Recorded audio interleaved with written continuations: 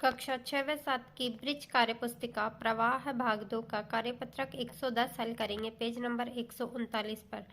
प्रश्न नंबर 1, नीचे लिखी संख्याओं में से 2 और 3 के समान गुणजों पर गोल घेरा लगाइए।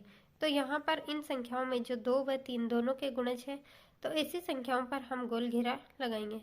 तो वे संख्याएं जिनमें 2 का भी भाग जाएगा और 3 का भी भाग जाएगा, वे 2 व 3 के समान गुणज होंगे। तो 6, 12, 18, 24, 30 और 36 ये संख्याएं ऐसी हैं जो 2 व 3 दोनों के समान गुणज हैं। प्रश्न नंबर 2, भाग विधि द्वारा 48 व 72 का लघुत्तम समापवर्तक ज्ञात करें। तो यहाँ देखिए, हमें 48 और 72 का निकालना है। तो हमने इस तरह से रख दिया इनको और हम 2 का भाग देना स्टार्ट करते हैं। 48 में गया 24 बार 2 का भाग, 72 में दिया तो 36 बार। यहाँ 24 में दिया 2 का भाग तो 12 बार गया, 36 में 18 बार, 12 में दिया तो 6 बार और 18 में दिया 9 बार। अब यहाँ पर 6 में 2 का भाग जा रहा है 3 बार, 9 को ऐसे कैसे लिख दिया क्योंकि 9 में 2 का भाग नहीं जा रहा। उसके बाद हमने 3 का भाग दिया, 3 में दिया 1 बार और 9 में 3 बार, फिर 3 का भाग दिया। ये सारी संख्याएं एक आनी चाहिए, तो 3 एकम 3। अब दोनों संख्याएं हमारे पास एक एक आ गई। अब ये जितने भी संख्या उनको हम गुणा के रूप में लिख देंगे। तो 2 गुणा 2 गुणा 2 गुणा 2 गुणा 3 गुणा 3, इन सभी का आपस में गुणा करेंगे तो आएगा 144। 3 3 9, 9 दूनी 18, 18 दूनी 36, 36 दूनी 72 और 72 दूनी 144। प्रश्न नंबर 3, भाग विधि द्वारा 12, 32 और 64 का लघुत्तम समापवर्तक ज्ञात करें। तो यहाँ पर हमें अभी 2 संख्याओं के लघुत्तम समापवर्तक निकाले थे, अब हम 3 संख्याओं का लघुत्तम समापवर्तक निकाल रहे हैं। तो यहाँ देखिए 12, 32 और 64, इसमें सबसे पहले 2 का भाग जा रहा है।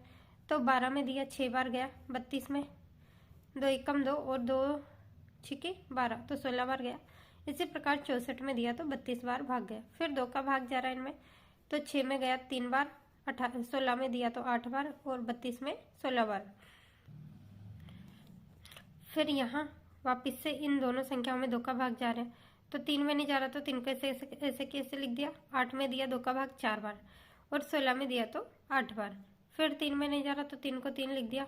फिर 4 में दिया 2 बार और 8 में दिया तो 4 बार। फिर 3 को 3 लिख दिया। 2 में जा रहा है तो 2 एकम 2, 4 में दिया तो 2 दूनी 4, तो 2 बार गया। यहाँ पर फिर 2 में जा रहा है तो 3 का 3 आ गया, 1 का 1 आ गया, 2 एकम 2।